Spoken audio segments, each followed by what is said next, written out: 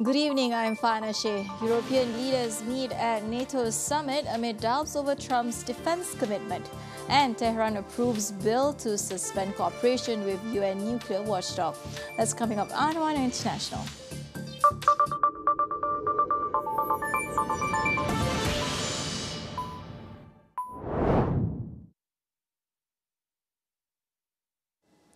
Leaders of NATO countries are gathering in The Hague for this year's summit with a major defense spending hike on the table, a response to a demand by Donald Trump. The US president is also attending the meeting amid fresh concerns about his commitment to the alliance's mutual defense pact. A new target of 5% of GDP to be achieved over the next 10 years is being proposed, with 3.5% allocated to core defense and 1.5% to defense-related spending. All NATO members backed the pledge except Spain, which said it did not intend to meet the goal. European leaders hope the higher spending will keep the alliance's largest donor committed to protecting them.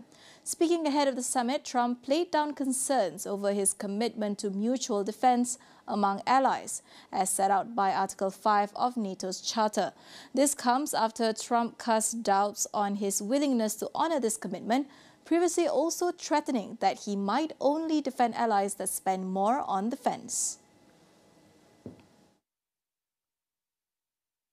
Meanwhile, Spain's Economy Minister Carlos Cuerpo says the country expects no repercussions for rejecting NATO's proposed 5% GDP defense spending target. He said Spain remains a responsible ally and will review its spending if NATO updates its capability requirements. Spanish Prime Minister Pedro Sanchez stated the country would not exceed 2.1% of GDP in defense spending as its NATO obligations don't require more. The 5% target was largely driven by US President Donald Trump. In response to Spain's refusal, Trump criticized Spain, the Eurozone's fourth largest economy, as a very low payer and said it has to pay what everybody else has to pay. Last year, Spain spent only 1.28% on military expenditure, making it the alliance's lowest spender. In April, Sanchez announced plans to raise defense spending to 2% this year, a move that drew pushback at home, including from some of his allies. Over in Iran, the parliament has approved a bill to suspend cooperation with the UN nuclear watchdog. The bill, still pending final approval by the Supreme National Security Council, signals a tougher stance by Tehran following what it called unjustified attacks on its nuclear program. Parliament Speaker Mohammad Bakir Kalibaf also vowed that Iran's nuclear program would now proceed at a faster pace. Kalibaf accused the International Atomic Energy Agency, IAEA, of selling out its credibility by refusing to condemn attacks on Iran's nuclear facilities. Under the new bill, IAEA inspectors will be barred from entering the country unless national nuclear security is guaranteed, and any future access will require approval from the Supreme National Security Council. Iran was bombarded with missiles and drones from the Israel and US in the past week, aimed at halting its nuclear enrichment program.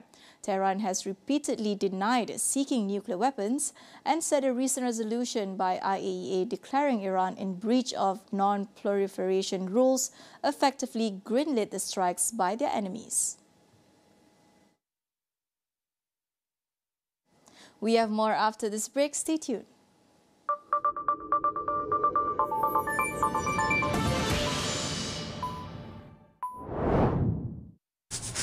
Kelimomo datang lagi? Mungkin shampoo anda tidak 100%. Mari kita lihat. Gunalah Head & Shoulders menghilangkan kelimomo sehingga 100%, membasmi kegagalan, melindungi kulit kepala sehingga 48 jam supaya kelimomo dan kegagalan tidak datang lagi. Head & Shoulders. Jiwa SME Astro AWANI kembali ke ibuh. Ayo koma jumpa teman di Aeon Mall Kinta City pada 28 dan 29 Jun. Naik taraf perniagaan anda dalam dunia SME bersama penaja utama Unify Business serta rakan strategik kami.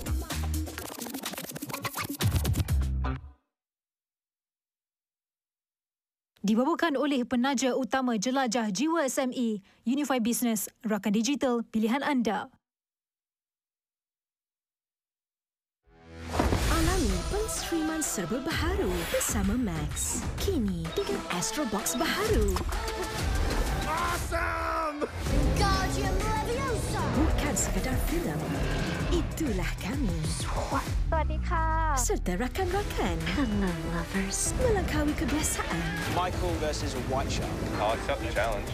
Nikmati kehidupan sepenuhnya. Smelling incredible. That's delicious. Segalanya di sini. Let's get this party started. Tawaran masa terhad. Pelanggan Astro, add-on Max dan jimat 50% untuk 12 bulan di My Astro. Max, stream terbaik dengan Astro.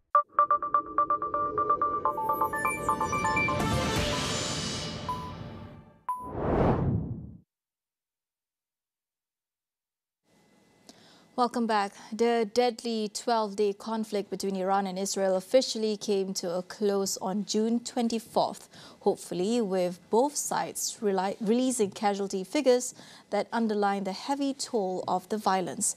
Hossein Kermanpour, head of the Iranian Health Ministry's public relations, says that Israeli strikes across Iran since June 13th had resulted in 610 deaths and 4,746 injuries. Meanwhile, Israel's army radio reported that Iran launched 500 to 550 ballistic missiles and more than 1,000 drones during the conflict, killing 28 Israelis. In a public address to the nation on Tuesday, Iranian President Masoud Pezeshkian declared that the conflict instigated by Israel is over now and called on government agencies to immediately shift efforts towards reconstruction.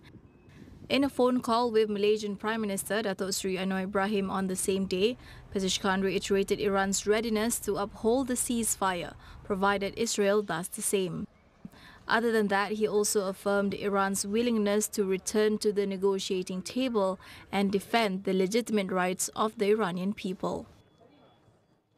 An early intelligence assessment indicated that the U.S. military strikes on 3 of Iran's nuclear facilities last weekend did not destroy the core components of Tehran's nuclear program. CNN reports, citing 3 people briefed on it, that the strikes likely only set it back by months. Following the attacks, U.S. President Donald Trump said Iran's key nuclear enrichment facilities had been completely and totally obliterated, an assertion he has since repeated. While over a dozen bombs were dropped on 2 of the nuclear facilities, the Fordo fuel enrichment plant and the Natanz enrichment complex, they did not fully eliminate the site's centrifuges and highly enriched uranium, according to the CNN report, citing people familiar with the early assessment. In the same report, it was also outlined that Iran's stockpile of enriched uranium had not been destroyed. It said the assessment was produced by the Defense Intelligence Agency, Pentagon's intelligence arm, and is based on a battle damage assessment conducted by the U.S. Central Command after the U.S. strikes. In other news, Chinese Foreign Ministry spokesperson Guo Jiakun says Beijing will take reasonable energy security measures in line with its national interests. This follows U.S. President Donald Trump's remark that China can continue purchasing Iranian oil after the Israel-Iran ceasefire. A statement the White House later clarified does not signal any relaxation of U.S. sanctions. In a Truth Social post, Trump added, hopefully, China will be purchasing plenty of oil from the US also. This comes days after he ordered airstrikes on 3 Iranian nuclear sites. Early in his second term, which began in January, Trump had said he was reimposing maximum pressure on Iran over its nuclear program and funding of militant groups across the West Asia. China has long opposed what it has called Washington's abuse of illegal unilateral sanctions.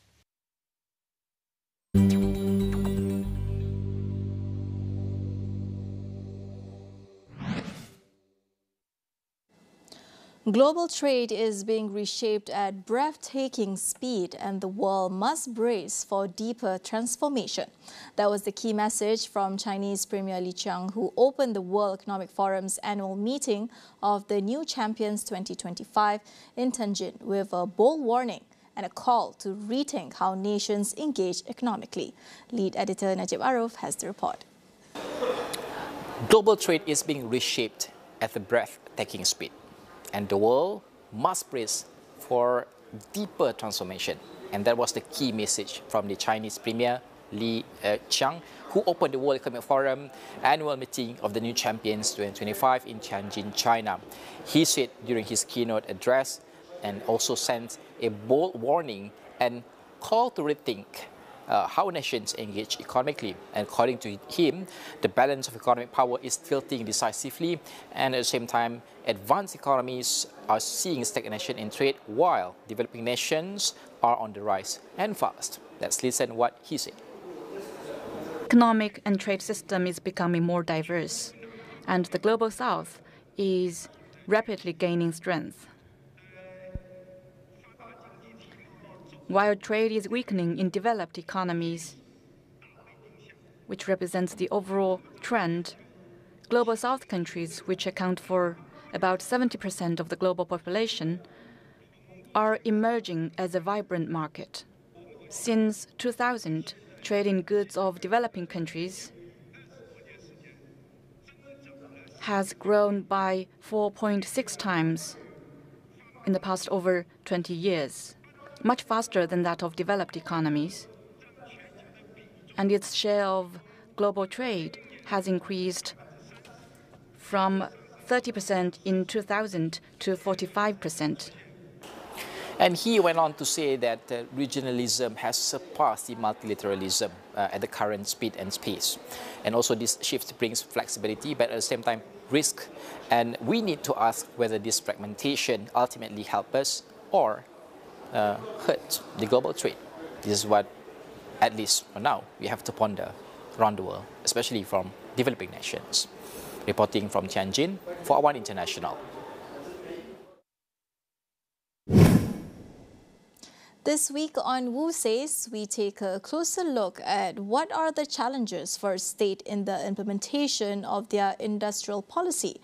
Examples from several countries were mentioned, including China. Mr. Idris discusses this with Professor Emeritus Dr. Wu Wing-tai. Let us remember, if you look at Japan, Korea, Taiwan, their industrial policies never involved state-owned companies.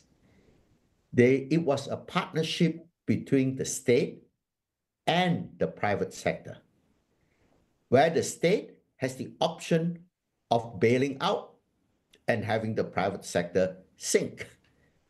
So it is less of an admission of that the state has failed. When the state appoints the manager, when the state appoints the criteria, in this case, like Taiwan, Japan, and Korea, they are very clear that this is what the budget to you is, and if you don't, we are getting out. In China, however, there are a lot of state enterprises that does industrial policy. They are asking industrial policy support, which is why China has a problem of closing failed projects because they are affiliates of state-owned companies. So industrial policy in China has been less effective than in Korea, Japan, and Taiwan. But it would be wrong to think that industrial policy alone is sufficient to be able to propel a country from middle income to high income.